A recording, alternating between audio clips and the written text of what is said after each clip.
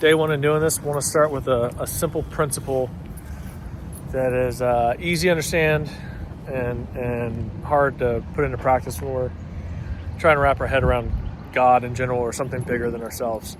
As we go through, as we talk, anything that we talk about as it relates to God, Jesus, Holy Spirit, superior being, you can go there if maybe you don't believe in God per se and you're here and listening, but you believe in a higher power.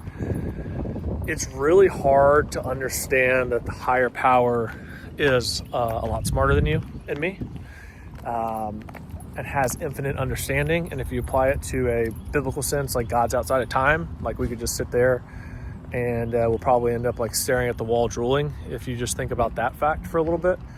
That God is present now and he was present like 1883. So one thing I do ask is that you just keep that in mind, that when we talk about principles or like the 10 Commandments, for instance, if you keep it super simple, God doesn't put these things in place for a reason. Let me say it this way. We're not going to understand why God does everything that he does.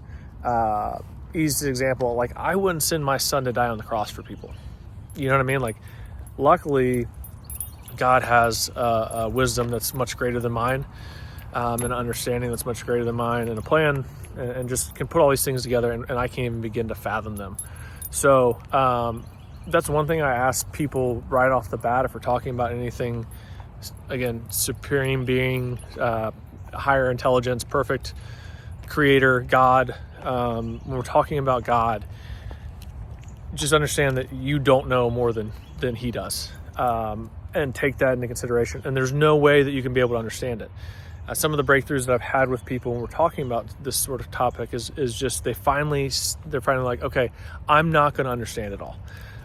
So if you can come into this with that understanding, or watch these videos, or anyone that, not just me, like anyone that talks about God in any capacity that you're listening to, with the humility that you're not going to understand what's going on all the time. And there are going to be things that happen, whether it's in this world, in this perfect plan, whatever. And you're like, hey, I don't agree with that. That doesn't make sense to me. Yeah, it's not going to.